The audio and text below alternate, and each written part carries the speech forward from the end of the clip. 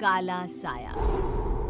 यूं तो बनारस घाट अपनी खूबसूरती के लिए बहुत प्रचलित है, पर घाट के किनारे कई राज लिए बैठे हैं। ये कहानी शुरू होती है बनारस के घाट के पास बने ममता निवास से, जहां प्रिया लाल जोड़े में ममता के घर उसकी बहू बनकर आती है। आओ आओ बहू, घर को अपने पैरों से पवित्र करो। ममता घर की दहलीज पार कर ही रही होती है कि अचानक एक बहुत गंदी सी बास पूरे घर में फैल जाती है।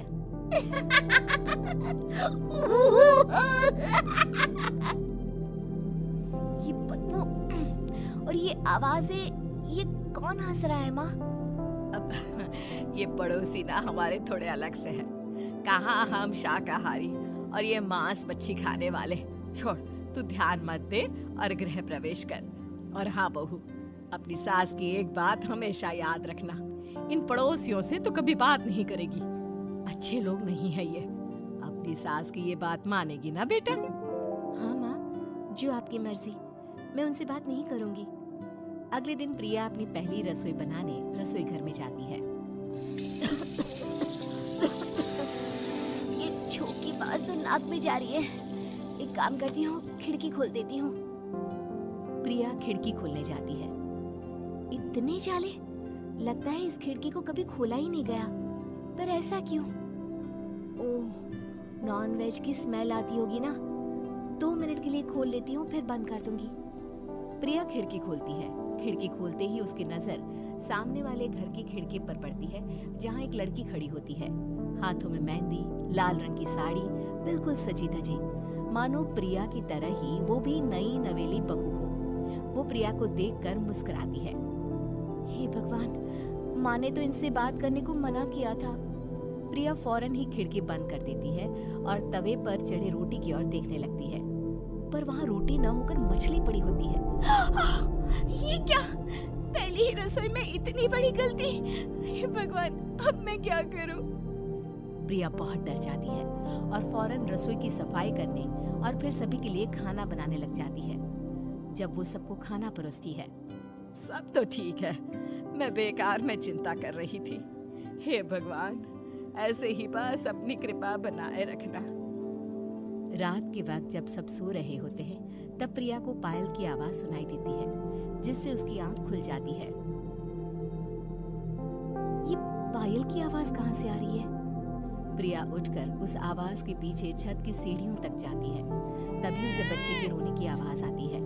प्रिया छत पर जाती है तो क्या देखती है? वही लाल साड़ी वाली लड़की अपनी गोद में एक नवजात बच्चे को घुमा घुमा कर सुला रही है। तभी प्रिया की नजर उसके पेट पर पड़ती है। ओह गॉड, ये तो प्रेग्नेंट भी है। सुनिए, बच्चा सो नहीं रहा है क्या? मैं कुछ मदद करूं?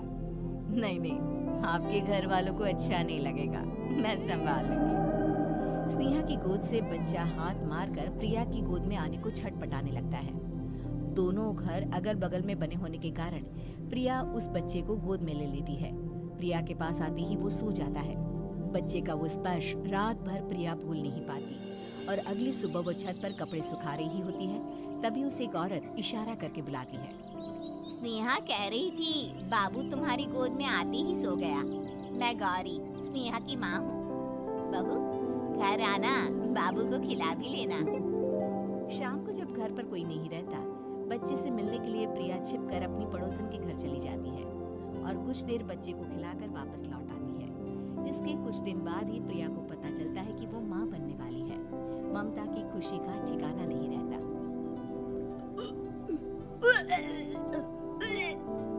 माँ जी, पता नहीं क्यों उल्टी आ रही है।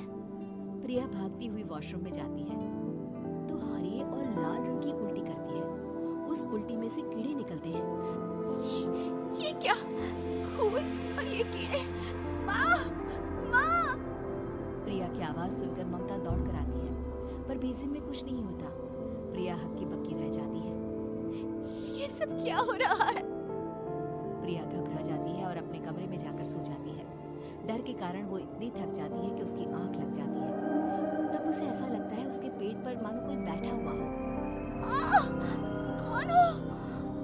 प्रिया के पेट पर एक 5 महीने की बच्ची बैठी हुई थी, जो बुरी तरह जली हुई थी। माँ, तुम ही मुझे लाई ना अपने पेट में। मैं तुम्हारी माँ नहीं हूँ। कौन हो तुम? माँ, देखो मैं चल गई बुरी तरह से। 6 महीने पेट में रहने को भी मुझे नहीं मिला। सहला दो ना माँ। बचाओ, बचाओ, माँ। ममता दौड़कर कमरे में आती है। प्रिया की बातें सुनकर वो सब समझ जाती है। तू कहीं बगल वाले घर में तो नहीं जाकर आई ना बहू? मुझे माफ कर दो, मैं गई थी माँ। उस घर में सब मरे हुए हैं बहू।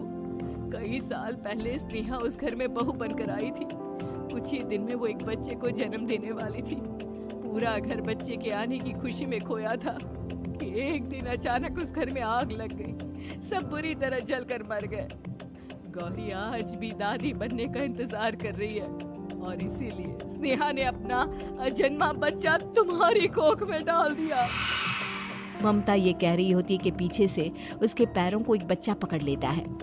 दादी, दादी। माँ, स्नेहा की गोद में यही बच्चा था। ये बच्चा कौन है फिर? तेरी मौत है। तेरी भी दादी। जिस चीज का ममता को डर था वही हो गया। ममता निवास के ऊपर मौत ने चादर बिछा दी थी। प्रिया का पेट ऐसे ही बढ़ जाता है मानो 9 महीने का हो। 2 हाथ उसके पेट से बाहर निकलते हैं। बहू, संतोष को फोन कर, किसी पंडित जी को बुला बहू। प्रिया का पति भागता हुआ घर आता है। ये तो होना ही था माँ। तेरा बाप तेरे सामने आ गया तो तू सह नहीं पा रही है। स्नेहा घर में आग लगी नहीं थी, माँ ने लगाई थी प्रॉपर्टी की लालच में। और वो बच्चा मेरी पहली पत्नी का बच्चा है, मेरा बेटा, जो कि उस आग की चपेट का शिकार हो गया था।